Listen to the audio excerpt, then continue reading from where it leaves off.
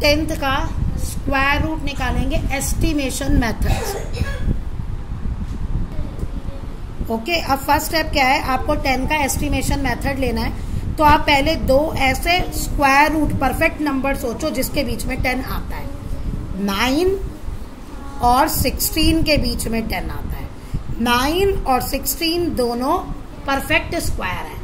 ये किसके perfect square है? 9 है 3 का और 16 है 4 का। इसका मतलब क्या है, रूट 10 का जो है स्क्वायर रूट वो 3 और 4 के बीच में लाई करेगा। अब एस्टिमेशन मेथड है ना, तो नेक्स्ट इन दोनों का मिड पॉइंट क्या है? 3 और 4 का 3.5। तो हम 3.5 का स्क्वायर निकालेंगे, ये इसके बीच में है। अब आप ये देखो कि ये किसके बीच में लाई कर रहा है। ये 10 से ज्यादा है ना, ये वैल्यू अगर 10 से ज्यादा है तो अब हमें पता चल गया कि ये 10 का स्क्वायर रूट इनके बीच में लाई करेगा। और अगर ये वैल्यू 10 से कम होती, 10 से कम होती क्योंकि स्क्वायर ले लिया ना, तो हम फिर लेते 3.5 यहां लेते, 4 यहां लेते। अब ये ज्यादा है तो किसके बीच में लाई कर रहा है, बस हमें यही करते जाना है एस्टिमेशन मेथड में। अब 3.5 आ गया, अब हम 3.2 पे भी चेक कर सकते हैं और 3.3 पे भी चेक कर सकते हैं। 10.89 ये ज्यादा दूर है, ये ज्यादा पास है।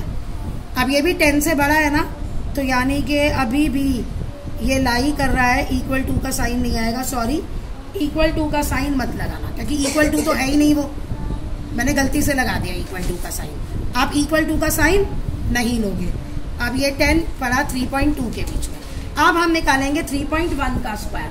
ऐसे ना हम बीच में करते करते जो भी हम 2 नंबर के बीच में आता जा रहा है ना, 3.5 मिड लेके पास पास का लेते जाएंगे और जिसके पास वो बैठेगा वो हम ले लेंगे।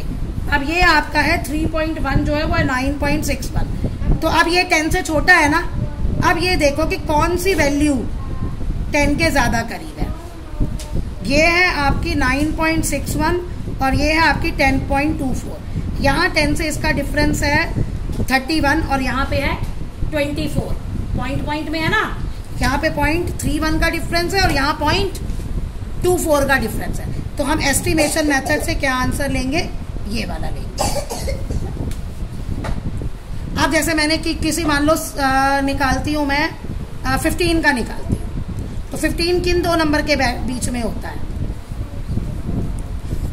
15 का जो स्क्वायर है वो 15 जो है 16 और 16 के आगे 25 इन 2 के बीच में होता है। क्या कर रही हूँ मैं?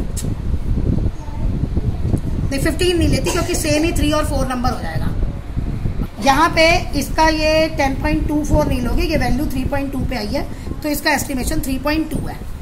यहाँ ये गलती ठीक कर लेना। अब मान लो कोई और दूसरा नंबर है, मान लो मैं 23 लेती हूँ, तो 23 किसके बीच में लाई करता है? 25 और 36 के बीच में। तो ये 5 का स्क्वायर हो गया और ये किसका स्क्वायर हो गया? 6 का। तो 23 का स्क्वायर रूट 6 और 5 के बीच में करेगा। अब हम 5.5 स्क्वायर निकालेंगे, वो जो भी आएगा तो हम देखेंगे 23 6 और इसके बीच में है या 5 और इसके बीच में है, और फिर वो हम पास पास वैल्यूज लेते जाते हैं। यहाँ 23 लिखना है, 23 का स्क्वायर नहीं लिखना।